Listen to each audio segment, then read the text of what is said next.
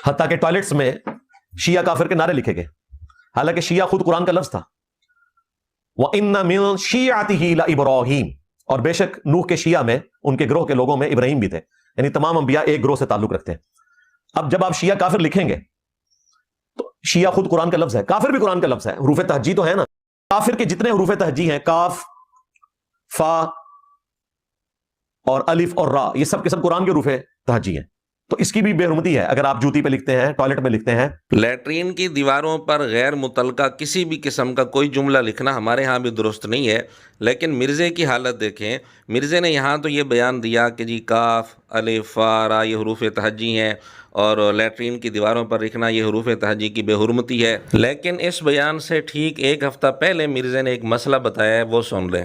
Toilet صرف وہ ہے جس سیٹ پہ آپ بیٹھ کے رفع حاجت کرتے ہیں، اس سیٹ سے اتر کے ٹوائلٹ ختم ہو جاتا ہے، وہ واش روم ہے، وہاں تو آپ پاکی حاصل کرتے ہیں بھائی، وہاں بسم اللہ بھی پڑھ سکتے ہیں، وضو بھی کر سکتے ہیں، غسل بھی کر سکتے ہیں۔ یعنی مرزا کے نزدیک جو سیٹ رفع حاجت کے لیے بنی ہوئی ہے اس سیٹ سے اترتے ہی بسم اللہ پڑھ سکتے ہیں۔ سوال یہ ہے کہ کیا بسم اللہ قرآن کریم کا حصہ نہیں ہے؟ کیا یہ حروف تہجی نہیں ہے؟ اس کا پڑھنا کیسے درست ہو گیا؟ اگر مرزا یہ کہے کہ ٹوائلٹ صرف وہ سیٹ ہے جس پر رفع حاجت کی جاتی ہے، تو سوال یہ ہے کہ جن الفاظ کا مرزا رد کر رہا تھا کہ وہ ٹوائلٹ میں لکھے جاتے تھے، تو اگر کوئی لکھتا تھا تو وہ ٹوائلٹ کی دیواروں پر لکھتا تھا، خود اس سیٹ پر تو نہیں لکھتا تھا۔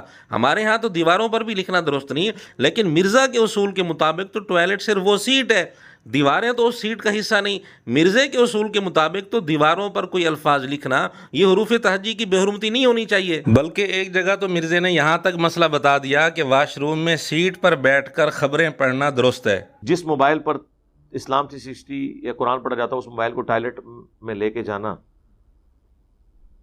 اور ٹوائلٹ میں بیٹھ کے نیوز پڑھنا کیسا ہے؟ جی جائز ہے، جی پڑھیں۔